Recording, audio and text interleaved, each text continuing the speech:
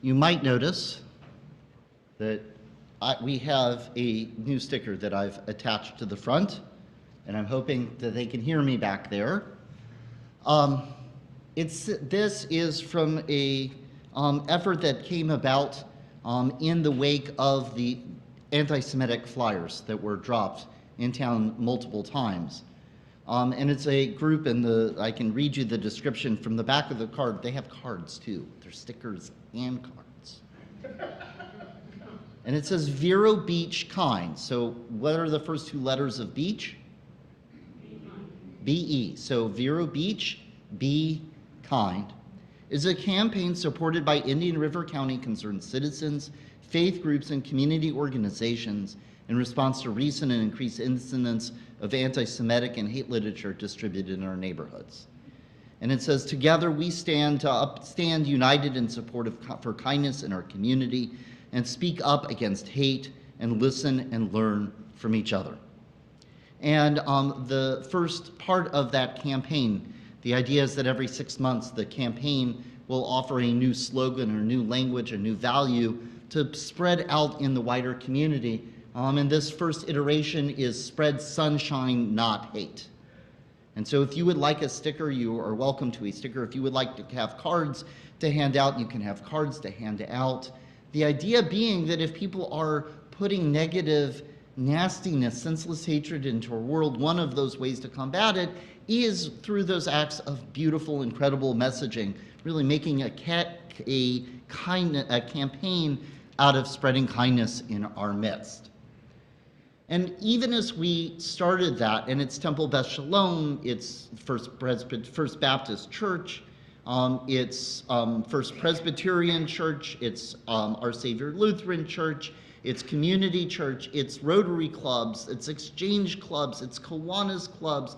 We have contacts all over the county, and yes, even the Master Gardeners have been involved.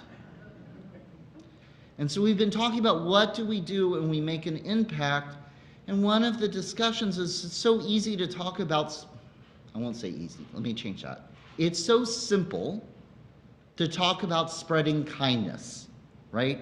Of how do we spread sunshine and kindness. The one that always keeps coming back is, how do you stop hate?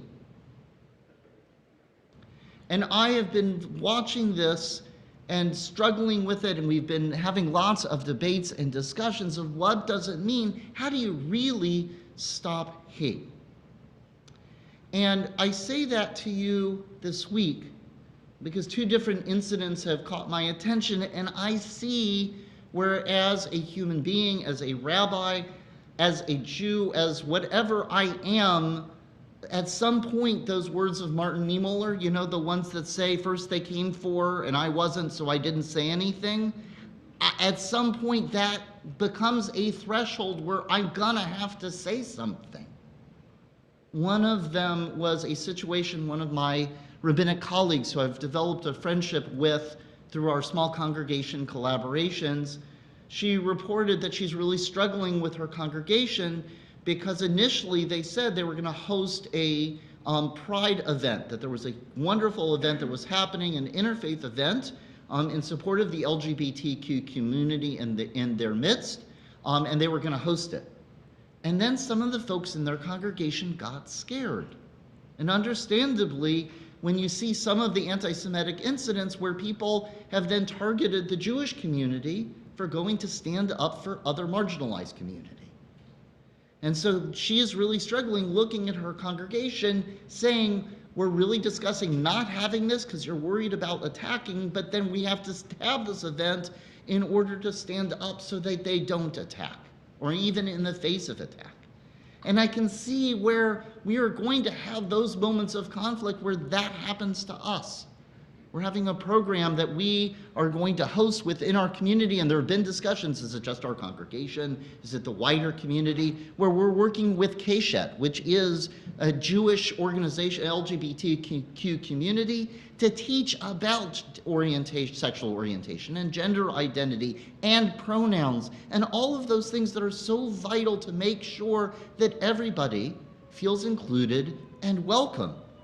And the question is, wait, What happens if, do we do this because, and people are like afraid, right? Because of what hate you could stir up. How do we stand up and say we're going to have to face that hate, and how do we do it? And then last week, I received, Jill, is a teacher in the school district, and she passed along a policy page that they now, as teachers, have to follow. And the wording of it was kind of chilling, because it has a line that's apparently from 1996, which talks about protecting people of different races and religions and sexual orientation, and has that list that is so familiar that that's everybody. We want to make sure that people feel included, that people feel protected, that people feel welcome, everyone, we're as unique as our fingerprint, let everyone feel safe in this house. But then it went on to do something really strange that I still can't wrap my mind around. And it said that you can't teach disproven theories like Holocaust denial and critical race theory. And there's all kinds of debates about critical race theory. But then it went on to say that critical race theory is in fact the idea that racism isn't just personal prejudice, but in fact racism is now I'm blanking on the words. Institutional and legal actions that were for the supremacy of the white race. And I read that line, and somehow fighting against segregation and Jim Crow has now become akin, or criticizing legal segregation and the violence of Jim Crow has now been compared to Holocaust denial? Think about it for a minute. Do you know where Hitler got the information for the Jim Crow, or for the Nuremberg laws? He got it from the United States and the Jim Crow laws. He was feeding on the same eugenic policies that were being run and ideologies that were coming for our country. And so I see that being pushed in our schools and being told that Jill has to be careful, all of the teachers have to be careful about what they say and what they do, because if they do the wrong thing, they could be fired, they could be arrested. And I'm sitting there watching how, because I know that on some level it's coming from the school district, and then on another level I know it's coming from the state government, and then another level I know it's out there in our world. At some point, I've got to stand up and go out to do battle, to stop that kind of hatred that is going to seek to marginalize, to oppress, to demonize other people and our people, because at what point does it jump so easily from whatever the other senseless hatred is into anti-Semitism, or anti-Semitism into that? It is so scary to see it. And so I stand here tonight because there are, as much as I want to spread sunshine, right? That's why I give pomegranate puckers, because those are those wonderful candies. Don't worry, you'll get some. I want to spend all of my energy, all of my creativity, all of my chutzpah, ruach, koach, creativity, and energy on spreading sunshine. There is enough service that people deal with, that from sickness and family strain and all sorts of other stuff, I want to spread sunshine.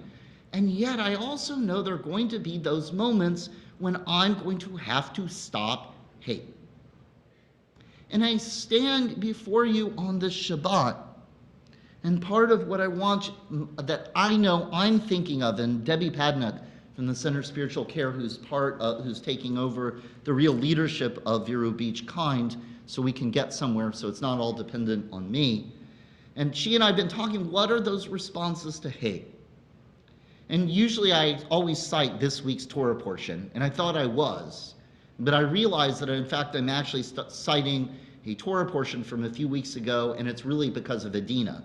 Adina, my second child, her bat mitzvah portion was Shoftim a couple of weeks ago, and she said, aren't you near my portion? And so of course now the line I came up with is from Adina's portion. And it's actually instructions for going out to war. And I assure you, my 13-year-old daughter, Adina, said to me, "Dad, why do I have to read this stuff? It's awful." And yet, as I stand here on this Shabbat, that verse really resonates. And the verse is, when you go out to war, and you besiege a city, don't chop down the fruit trees. Don't chop down the fruit trees. Think about that for a minute. Why would you not chop down the fruit trees? You don't chop down the fruit trees because how many years does it take a fruit tree to grow and provide food? Even if you're going to war to defeat somebody, you don't destroy everything, and you don't destroy your future. Think about how incredible that is, that when you go out to be in conflict, potentially violent conflict, you're supposed to keep that perspective. You're supposed to be conscious of your future. You're supposed to be conscious of the fact that even as you're standing in opposition to another, you still see them as human, that you have to care for them, and it's not just about destruction. And I remember earlier this week, we have an amazing program going on for the month of Elul. One of my colleagues, Jason Rosenberg, and you can find the YouTube link on some of our different email updates. And he was talking about his reflection from Elul, and he said, "I find that I'm never served by anger." He said, anytime I try to do something in anger, it never really goes well. It always ends up with a situation so much worse. And I feel like this instruction, when you go to besiege, when you go to war, don't cut down the fruit trees, is that same kind of admonition, that same kind of weight. You know you have to go and stand up for something. You know you have to go and stand against something, but don't do it in anger. Don't do it in haste. Have perspective about what you're really fighting and how you're fighting it, because scorching the earth and destroying everything is going to leave nothing beyond. Stop yourself long enough to look around, to focus on the brokenness, and the biggest thing is not to destroy what you hope to protect and repair. It's incredible to be thinking and seeing, even in Torah, when you go out to war, we have to stop ourselves. It doesn't say don't have a war. It doesn't say don't have conflict. It doesn't say don't fight for what is right, but it says be careful, be aware, be thoughtful about what you're doing, why you're doing it, and how you're doing it, so you don't end up destroying more. It's a beautiful line that we see that's in one of the pieces, I think, that comes from Gates of Prayer, that talks about looking inward for the answer to our prayers, and there may we find you. And so for some of us, or in some of our moments, it's my hope that when you go out, when you face hate, remember some of you were out with me with breakfast, and I don't know that I did this very well. There was a man wearing a hat that said semi-fascist. It was an older man, right? And I went up to him and said, "Do you realize what your hat says?" And he starts blustering to me, and I'm like, at a certain point, I stepped back, and then Burl started to converse with him. For some of us, or in some moments, we need to be able to look inward for the answer to our prayers and understand that language of, if you're in the midst of conflict, don't chop down the fruit trees. But I would also tell you, and this is why I share it tonight with you as I share about Vero Beach Kind and Spread Sunshine, Not Hate, we also need, some of us, and in some moments, need external reminders. Think about Shabbat. Do we just take a day off and call it Shabbat? No. Think about the number of external reminders of the physical rituals that we do to get ourselves to stop, to change the pace, to look at the world a different way. We light the candles, we sing pretty songs, we have a challah, we come together for Oneg Shabbat. We have to put sometimes we're going to have to find those physical things, those external things, to remind us of, in these moments of conflict, how do we get ourselves to get that perspective of taking care of the fruits that will sustain us in the future. And so I invite you tonight, Debbie Pednick and I have been having this discussion, to brainstorm, to think of how do we find that inner voice, how do we find those external markers, how do we join together and come together in these places where there is sinat chinam, senseless hatred in our world that does call us together to respond to it. It's my hope that you will become part of this messaging campaign, that you will both spread sunshine and join us in finding those ways for ourselves and for each other that we learn fruitful ways of stopping hate. Because it's both sides of that equation that will allow us to bring shalom, wholeness, harmony, and peace into our world. Amen. Shabbat shalom.